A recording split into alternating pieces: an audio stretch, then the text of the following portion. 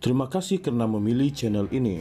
Sebelum kita mulakan video ini, sila pertimbangkan untuk menekan butang like, share, dan subscribe, dan aktifkan butang lonceng Anda agar Anda sentiasa mendapat info-info percuma pada setiap hari dari channel kami. Dan tinggalkan komen Anda karena komen Anda amatlah dihargai. Terima kasih. Ramai yang bertanya bila Rafizi Ramli nak letak jawatan. Kenapa beliau masih datang ke pejabat dan hadir sidang Kemuncak Asian? Apakah beliau tak jadi letak jawatan? Sejak semalam, inilah antara soalan yang banyak berlegar di mana-mana. Seolah-olah ada yang tidak sabar mahu melihat Menteri Ekonomi itu segera menunaikan janjinya. Sabar dan jangan risau tentang janji Rafizi itu. Beliau adalah seorang yang berprinsip dan pasti akan berpegang kepada janjinya. Jadi, bilakah beliau akan letak jawatan? Adalah diyakini Rafizi akan menghantar surat perletakan jawatannya sebaik saja sidang Kemuncak Asian berakhir esok, yaitu 28 Mei. Dipercayai Rafizi berbuat demikian kerana mahu menjaga nama baik negara dan tidak mahu sidang Kemuncak Asian terganggu dengan berita perletakan jawatannya. Kiranya beliau meletakkan jawatan ketika sidang Kemuncak Asian sedang berlangsung, sudah tentunya berita mengenainya akan tersiar di media-media serta dibaca oleh menteri-menteri yang hadiri di persidangan itu. Sudah pasti nanti tumpuan dan perhatian akan terkalih kepada berita perletakan jawatannya itu. Malah pastinya juga Perdana Menteri akan ditanya media berkenaan dengannya. Pemimpin-pemimpin ASEAN juga akan bercakap sesama sendiri tentang perletakan jawatan Rafizi itu. Akhirnya, sidang Kemuncak ASEAN akan kelihatan tidak cantik perjalanannya. Dalam hal ini, terbukti Rafizi mempunyai pertimbangan yang matang dalam tindakannya meskipun barangkali hatinya sedang kecewa dan tersakiti ketika ini. Jadi sabar sikit dan tunggulah selepas 28 Mei apabila semua menteri dan delegasi daripada negara-negara Asian kembali ke negara masing-masing. Pasti ketika itulah nanti surat perletakan jawatan Rafizi akan tiba di atas meja Perdana Menteri. Ramai yang bertanya bila Rafizi Ramli nak letak jawatan.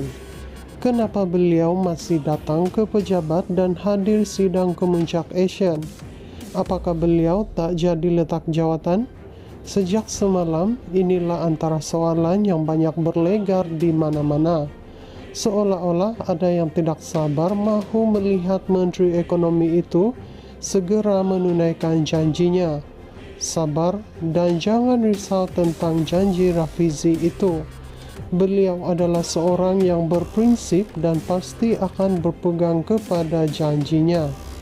Jadi, bilakah beliau akan letak jawatan? Adalah diyakini Rafizi akan menghantar surat perletakan jawatannya sebaik saja sidang Kemuncak Asian berakhir esok, yaitu 28 Mei. Dipercayai Rafizi berbuat demikian kerana mahu menjaga nama baik negara dan tidak mahu sidang Kemuncak Asian terganggu dengan berita perletakan jawatannya. Kiranya beliau meletakkan jawatan ketika sidang Kemuncak Asian sedang berlangsung, sudah tentunya berita mengenainya akan tersiar di media-media serta dibaca oleh menteri-menteri yang hadiri di persidangan itu. Sudah pasti nanti tumpuan dan perhatian akan terkalih kepada berita perletakan jawatannya itu. Malah pastinya juga Perdana Menteri akan ditanya media berkenaan dengannya. Pemimpin-pemimpin ASEAN juga akan bercakap sesama sendiri tentang perletakan jawatan Rafizi itu. Akhirnya, sidang Kemuncak ASEAN akan kelihatan tidak cantik perjalanannya. Dalam hal ini, terbukti Rafizi mempunyai pertimbangan yang matang dalam tindakannya meskipun barangkali hatinya sedang kecewa dan tersakiti ketika ini. Jadi sabar sikit dan tunggulah selepas 28 Mei apabila semua menteri dan delegasi daripada negara-negara Asian kembali ke negara masing-masing. Pasti ketika itulah nanti surat perletakan jawatan Rafizi akan tiba di atas meja Perdana Menteri. Ramai yang bertanya bila Rafizi Ramli nak letak jawatan. Kenapa beliau masih datang ke pejabat dan hadir sidang Kemuncak Asian? Apakah beliau tak jadi letak jawatan? Sejak semalam, inilah antara soalan yang banyak berlegar di mana-mana. Seolah-olah ada yang tidak sabar mahu melihat Menteri Ekonomi itu segera menunaikan janjinya. Sabar dan jangan risau tentang janji Rafizi itu. Beliau adalah seorang yang berprinsip dan pasti akan berpegang kepada janjinya. Jadi, bilakah beliau akan letak jawatan? Adalah diyakini Rafizi akan menghantar surat perletakan jawatannya sebaik saja sidang Kemuncak Asian berakhir esok yaitu 28 Mei.